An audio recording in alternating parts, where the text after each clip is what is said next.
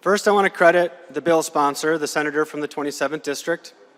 You saved me from having to introduce at least a half a dozen more amendments by not concurring with some of the governor's worst ideas, and by proposing new ones, such as adding resources to support local prosecutors.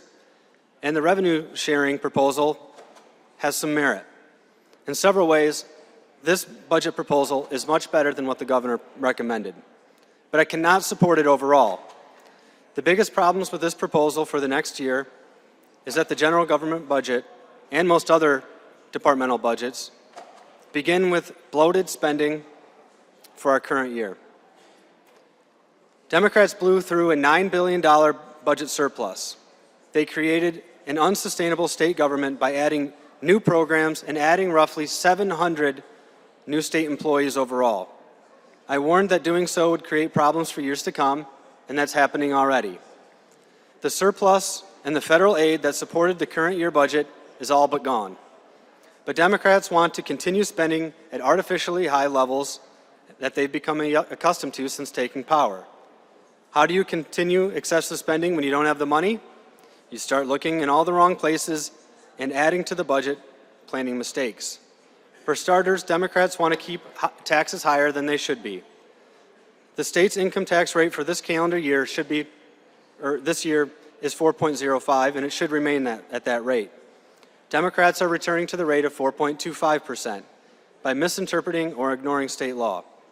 That takes at least $650 million away from Michigan taxpayers and families, money that should be able to be kept and saved or spent as they see fit. In other budgets, the plan is to raid the pension fund or to add long-term debt to continue irresponsible spending. This general government budget before us today does not reflect that some one-time spending would not continue in the upcoming fiscal year. That lowers the overall cost for the general government budget, but it's misleading to some degree. It does not address that the unsustainable ongoing costs that were built into the budget last year would continue on into the next fiscal year. The number of state employees within this general government budget, for example, ticks upward by more than 70 employees in the upcoming fiscal year. What could possibly go wrong, you ask? Well, a lot. Now is not the time to be forcing mandates for state governments to buy electric vehicles or to add mandates on small business with new government programs or to build a $20 million park at the state capitol. Now is not the time to be adding debt, even for water infrastructure or road projects, because it will inevitably lead to higher costs for taxpayers in the future. At the State of the State, I could not believe my eyes when I saw Democrats cheer the governor's call to take the remaining $3.5 billion of road debt. I was equally astonished to see the government's gushing at the idea of taking out the last $290 million of the Great Lakes water quality protection debt. The idea of having to pay all of this back plus interest seems to not be part of the equation at all. We must find more responsible ways to fund these projects. I urge a no vote. Thank you. This amendment would address a critical public safety need in communities throughout our state. It would provide a total of $23 million to help maintain and improve the public safety communications system that law enforcement and emergency responders rely to talk to each other. This system is in desperate need of resources for maintenance, and new or additional towers are needed in many Michigan communities to provide better coverage. This is a statewide issue that impacts many communities throughout Michigan. This amendment would include the $10 million proposed by the executive recommended budget for life cycle replacement. In addition, it would include $13 million for a grant program for local governments to build new towers. This grant program would be based on the greatest need and would include a 50-50 match. I would hope we can all agree that emergency responders should be able to communicate with each other on a stable and secure network in all parts of our state without worrying about lost or weak signals in a time of crisis. I ask for support of this amendment. This amendment would eliminate the funding specifically designed to transition state government fleet vehicles to electric vehicles. This program is not going to save the planet. It will, however, be an incredible waste of taxpayer dollars. The government should not be in the business of trying to dictate or create commercial markets. History has shown time and time again that central planning does not work. and automakers themselves, with plans to scale back their production, are acknowledging the demand for electric vehicles has previously been overestimated. The market isn't ready, and the state should not be relying on a market that's been artificially forced. When our state government needs new taxpayer-bought vehicles, it should be bought using the most appropriate type and the best value. That rarely, if ever, is going to be electric vehicles at this point. Electric vehicle options are likely to be more expensive and less practical. Please support my amendment and stop the state from wasting taxpayer dollars on vehicles that are more expensive, and there are other readily available options. Thank you, and I urge my colleagues to support my amendment. It's been said countless times throughout the years in this chamber, but it's true. A budget should reflect the priorities and needs of the state. Keeping the people of Michigan safe is a need. It is one of the government's greatest responsibilities, and it should be a priority. This amendment would provide $50 million statewide for what would be called a public safety facility grant. The grants could be used to update or consolidate law enforcement and firefighter facilities in our local communities. There is a need for this in many communities across the state. In the district I represent, the city of Battle Creek is exploring ways to upgrade fire stations that in some cases are more than 100 years old. The newest fire station in the city is 50 years old. Stations this old simply cannot support a modern fire department. This amendment would be one more option for communities such as Battle Creek and others like it across the state to help meet public safety needs. The grant would be awarded competitively and would require a 50-50 match. I want to acknowledge that this budget proposal does include $50 million for grants for local government needed to, related to public safety recruitment and best practices. That is a start, but my amendment would provide more support directly to public safety facilities, which is desperately needed. We should be making investments in public safety within our state budget. It would be a much wiser investment of taxpayer dollars than some of the other items in this budget. Thank you, Mr. President. This amendment would eliminate the $20 million earmarked for the Park Michigan project. I love our state and our history. It should be commemorated and celebrated. But this is not the time to be spending $20 million for a park at the Capitol complex. I've knocked tens of thousands of doors throughout Michigan over the years. Nobody has ever asked me to build a park down the road from the Capitol. We just spent $40 million on Heritage Hall. We've done enough for the time being. If this is going to be pursued, it should be funded through private donations. The majority in this chamber last year supported a state budget that blew through $9 billion of surplus and left our state's finances in a far more precarious position than it should be. Let's save this $20 million and spend it on actual priorities, or not spend it at all. Thank you, and I ask for support of this amendment.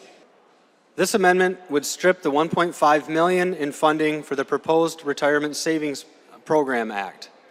Businesses already have a lot of administrative mandates on their plate: taxes, regulatory reporting, workers' comp, unemployment, leave time, and on and on.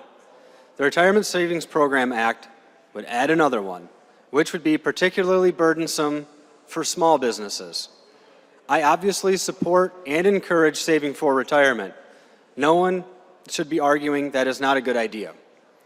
The issue here is the mandate for participation for private sector employers that don't now have a retirement savings program.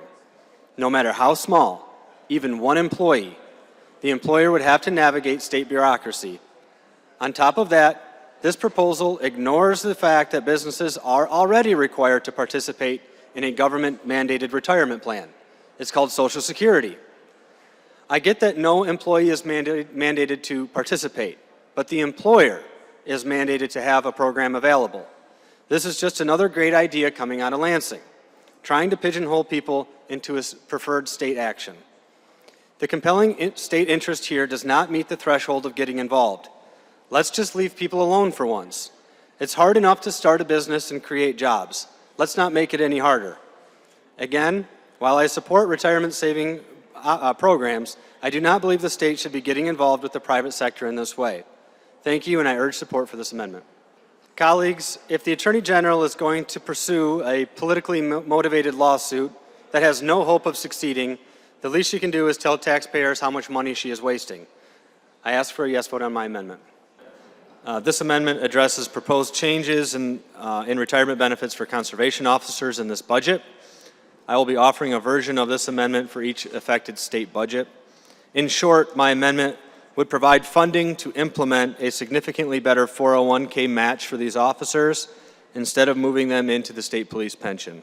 It includes elements of Senate Bill 497, which I introduced earlier this session.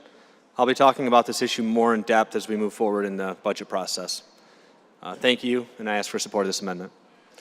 Corrections officers are valuable members of our state's public safety community.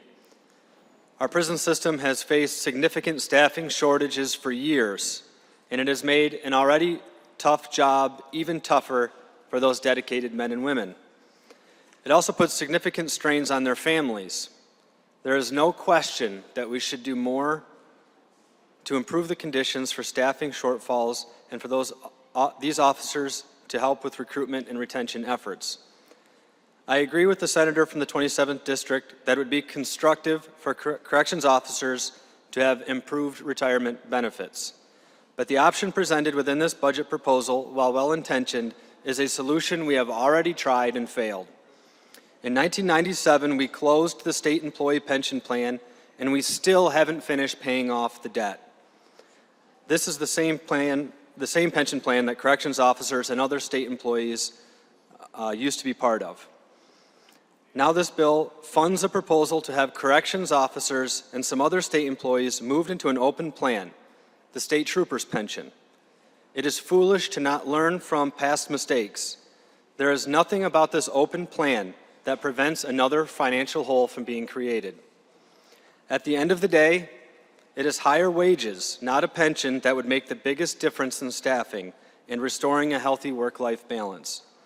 To think employees are going to gut out a job for 20 or 30 years that mandates overtime and does not pay well relative to other jobs with significantly less risk for a pension is an oversimplification. The more we pay our corrections officers in wages, the less turnover we will have. It is time for the governor, the Office of the State Employer, and the Civil Service Commission to get ahead of this issue. While wages are not something that's negotiated by the legislature, I'm confident we would find the money in the budget to pay for raises. All that aside, this plan to implement a pension would increase risk over the long run for both the Michigan taxpayer and for the troopers that are already part of the Michigan State Police retirement system. This plan will be allowing current employees to buy their years of service. If the assumptions that go into calculating the years of service are wrong, troopers will be on the hook to pay off the debt too. This is unfair to them. My amendment presents an alternative that I believe is more financially viable over the long run and will do a much better job at helping plan for retirement. It significantly improves the 401k match for corrections officers and other law enforcement-related state employees. New employees would start at a 6% match and would phase up to a 10% match over 5 years. This mirrors one piece of a retention proposal I introduced earlier in this legislative session. It's Senate Bill 497. It's important we look at the true costs of retirement systems over time.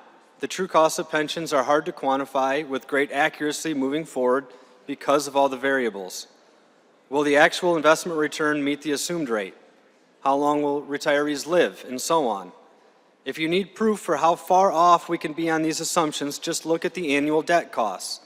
For example, the Department of Corrections has an estimated $229 million in legacy pension and retiree health costs for this fiscal year alone. That system was closed 27 years ago. Just imagine if we did not have to spend $229 million on legacy retirement costs this year. It could translate to significant pay raises, potentially many thousands of dollars for each corrections officer each year. As a starting point, please support my amendment that provides an alternative and sustainable retirement plan. With my alternative, we know when the liability ends, and we will provide a more generous retirement option. Thank you, and I ask for support of my amendment. This amendment would address a critical public safety need in communities throughout our state. It would provide a total of $23 million to help maintain and improve public safety the public safety communication system that law enforcement and emergency responders rely to talk to each other. This system is in desperate need of resources for maintenance, and new or additional towers are needed in many Michigan communities to provide better coverage. This is a statewide issue that impacts many communities throughout Michigan. This amendment would include the $10 million proposed by the executive recommended budget for life cycle replacement. In addition, it would include $13 million for a grant program for local governments to build new towers. This grant program would be based on the greatest need and would include a 50-50 match.